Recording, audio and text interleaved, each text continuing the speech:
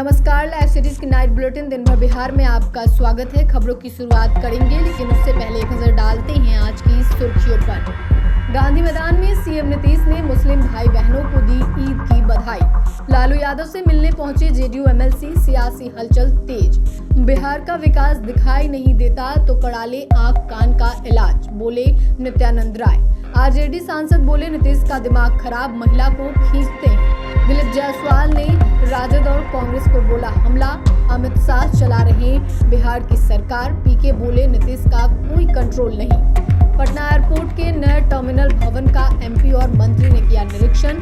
Tanishq showroom लूटकांड का खुलासा, सोने के साथ 10 लुटेरे गिरफ्तार। पशुपति पारस ने चिराग पासवान की मां को घर से बाहर निकाला। भागलपुर में प्रदर्शन कर रहे होमगार्ड अभ्यर्थियों को पुलिस ने जरा थप्पड़। अब खबरें विस्तार से। बिहार समेत देश भर में आज ईद मनाई गई। पटना, बेगूसराय समेत राज्य के अलग अलग जिलों में सुबह 7:30 बजे नमाज अदा की गई। पटना के गांधी मैदान में करीब 20,000 नमाजियों ने नमाज पढ़ी। वहीं लोगों को बधाई देने के लिए मुख्यमंत्री नीतीश कुमार भी गांधी मैदान पहुंचे। उन्होंने टोपी पहनकर प्रदेशवासियों और मुस्लिम भाई बहनों को ईद की बधाई दी। सीएम नीतीश ने दोनों हाथ उठाकर दुआ मांगी। वहीं नेता प्रतिपक्ष तेजस्वी यादव ने भी लोगों को ईद की बधाई दी। तेजस्वी ने लिखा, इस मुबारक दिन गुजारिश है कि देश प्रदेश में हमेशा अमन चैन भाईचारा कायम रहे। ईद का दिन इनाम का दिन है। खुदा हम सब पर रहमतों की बारिश करे तथा सभी का जीवन सुख, शांति, समृद्धि और संपन्नता से परिपूर्ण हो। और वहीं कई जगहों पर हाथ में काली पट्टी लगाकर ईद की नमाज अदा की गई। वक्फ संशोधन बिल को लेकर all India Muslim personal law board की अपील पर काली पट्टी बांधकर वक्फ संशोधन बिल का विरोध जताया।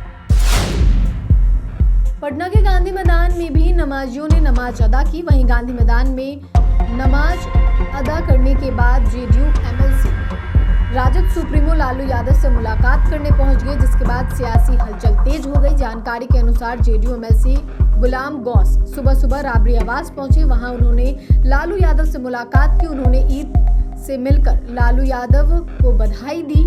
लालू यादव से मिलने के बाद गुलाम गौस ने बड़ा बयान दिया। उन्होंने कहा कि वो सभी से ईद के दिन मिलते हैं, इसलिए वो आज लालू यादव से भी मिलने पहुंचे हैं। जेडीयू एमएलसी ने कहा कि असली जिहाद बुराइयों के खिलाफ लड़ना और अपने मन को पाक साफ रखना ही असली जिहाद होता है। उन्होंने कहा कि हम लोग एक दूसरे से अक्सर मिलते जुलते हैं। उन्होंने कहा कि हाँ, राजद सुप्रीमो स्वस्थ है।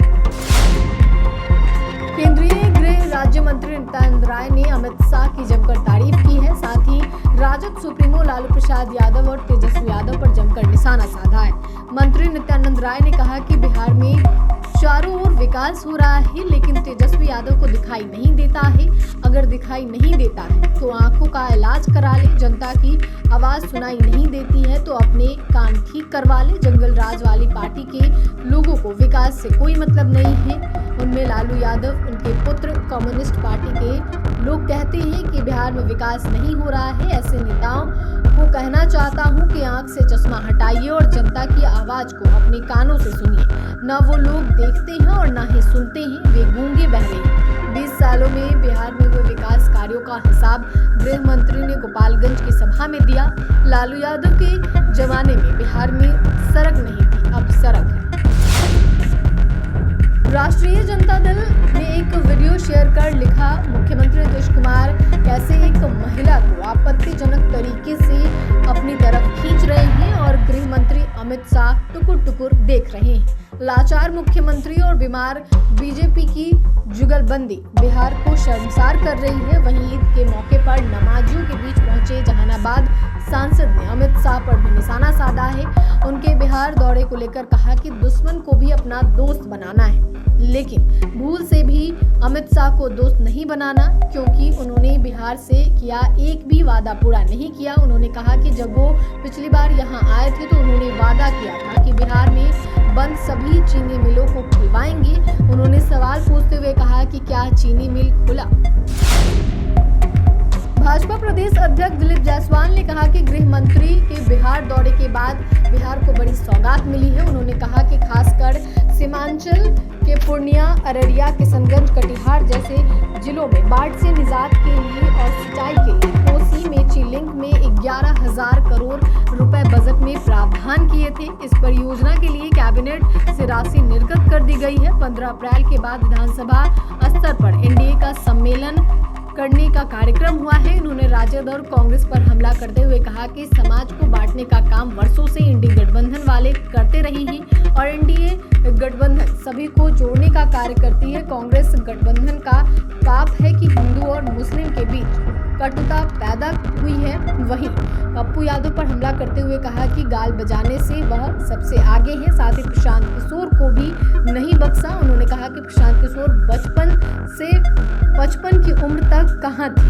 वो अपनी आमदनी का आधा हिस्सा भी समाज के विकास में खर्च कर दे तब राजनीति करे। जनसुराज के सूत्रधार प्रशांत किशोर ने मुख्यमंत्री नीतीश कुमार पर बड़ा हमला बोला है। उन्होंने कहा है कि सीएम अब फिट नहीं है, जिस वजह से अमित शाह जैसे लोग अधिकारियों के माध्यम से बिहार की सरकार चला रहे हैं। इसके साथ ही वक्फ संशोधन बिल पर पीके ने जेडीयू को आड़े हाथों लेते हुए कहा कि मुसलमानों का वोट लेने वाले नेताओं को केंद्र सरकार के इस फैसले का विरोध करने की हिम्मत दिखानी चाहिए। प्रशांत किशोर ने दावा किया कि मुख्यमंत्री नीतीश कुमार कि अब अपनी सरकार पर नियंत्रण नहीं है। उन्होंने कहा कि बिहार की सरकार को दिल्ली में बैठे केंद्रीय गृह मंत्री अमित शाह जैसे लोग अधिकारियों के माध्यम से चला रहे हैं। अमित शाह जैसे लोग सरकार चला रहे हैं। नीतीश कुमार का कोई कंट्रोल नहीं है। अब उनका इकबाल पूरी तरह खत्म हो चुका है और ये बात राज्य की जनता भी समझ रही है। पटना में एयरपोर्ट के नए टर्मिनल भवन का सांसद रविशंकर प्रसाद ने निरीक्षण किया। इस दौरान उनके साथ मंत्री नितिन नवीन भी मौजूद रहे।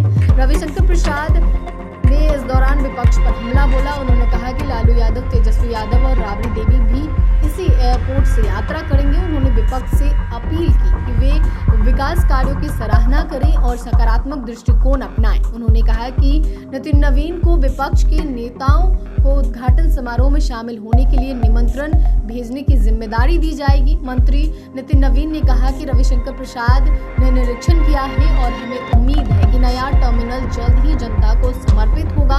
उन्होंने यह भी कहा कि उद्घाटन समारोह में प्रधानमंत्री नरेंद्र मोदी और मुख्यमंत्री नीतीश कुमार दोनों उपस्थित रहेंगे।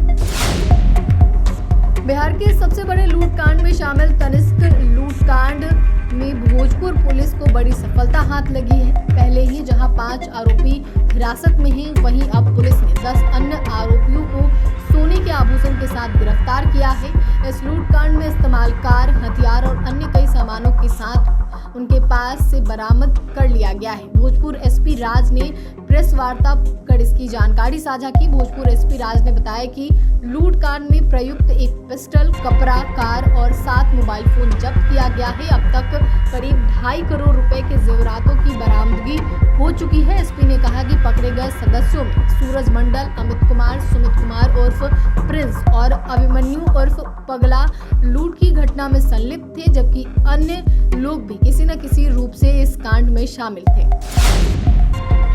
दिवंगत रामविलास पासवान की पहली पत्नी राजकुमारी देवी को पशुपति पारस के परिजनों ने खगड़िया जिले के शहरबन्नी गांव स्थित राजकुमारी देवी की संपत्ति पर अपना मालिकाना हक बताया है और उनके कमरों में ताला लगा दिया है। वहीं राजकुमारी देवी ने पारस पासवान और रामचंद्र पासवान की पत्नी पर घर से निकालने का आरोप लगाया है।